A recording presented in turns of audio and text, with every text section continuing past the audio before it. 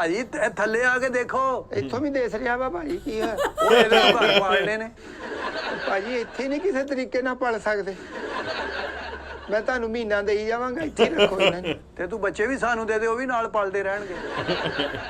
ਭਾਜੀ ਉਹਨੂੰ ਕਹੋ ਪਰੇ ਹੋਵੇ ਥੋੜਾ ਜਿਹਾ, ਮੈਂ ਉਹਨਾਂ ਥੱਲੇ। ਰੂਈ ਆ ਜਾਓ। ਕਿੱਥੇ ਆ ਭਾਈ? ਉਹ ਆ ਗਈ ਓਏ।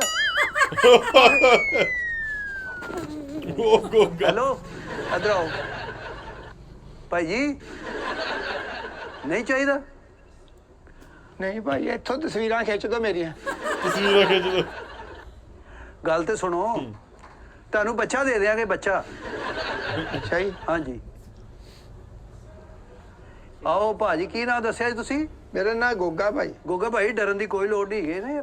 ਉਹ ਯਾਰ ਡਰਨ ਦੀ ਨਹੀਂ, ਉਹਦੀ ਦੇਖ ਤੇ ਸਹੀ ਵੇਖਣੀ ਜ਼ਾਲਮਾਂ ਵਾਲੀ ਆ ਯਾਰ ਇਹਨੂੰ ਡੱਕ। ਉਹ ਵੱਡਾ ਬੱਬਰ ਸ਼ੇਰ ਕੱਢ। ਹਾਂਜੀ ਉਹ ਬਹਾਦਰ ਹੈ ਬਾਬੂ।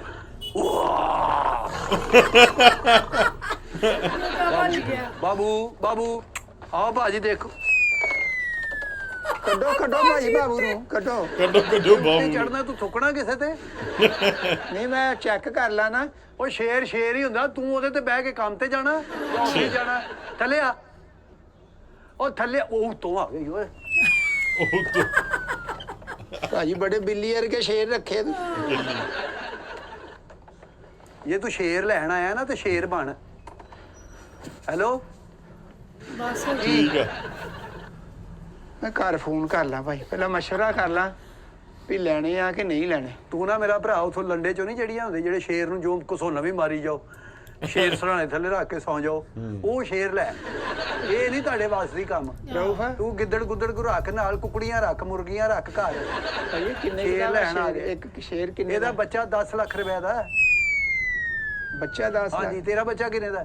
ਹੈਲੋ ਹੈਲੋ ਇਹਦੇ ਵੀ ਪੁੱਛ ਰਿਹਾ ਕਿੰਨੇ ਦਾ। 4 ਬੱਚੇ ਕਿੰਨੇ ਦੇ ਹੋ ਗਏ? 4 ਬੱਚੇ 40 ਲੱਖ ਦੇ। 40 ਲੱਖ ਤੇ ਨਾਲ ਉਹਦੀ ਮਾਂ ਵੀ ਦੇ ਦਿਓ। ਕਿੰਨੇ ਦੀ? 80 ਲੱਖ ਹੋ ਗਿਆ। ਨਾਲ ਉਹਦਾ ਅੱਬਾ ਵੀ ਹੈਗਾ, ਉਹ ਵੀ ਲੈ ਜਾ, ਫ੍ਰੀ ਦੇ ਦਿਆਂਗੇ। ਯਾਰ ਕੈਸੀ ਗੱਲ ਕਰ ਰਿਹਾ ਤੂੰ? ਕਿੱਥੋਂ ਆਇਆ ਭਾਈ? ਟੋਟਲ ਭਾਈ ਕਿੰਨੇ ਪੈਸੇ ਬਣ ਗਏ? ਹੈਗਾ ਤੂੰ 40 ਕਰੋੜਾਂ ਪਤੀ ਤੇ ਟੋਟਲ ਪੁੱਛਣ ਦਿਆ। 40 40 80 ਹਾਂ 80 ਕਰੋੜ ਕਿੰਨੇ ਲਾਗੇ ਹੋ ਗਿਆ?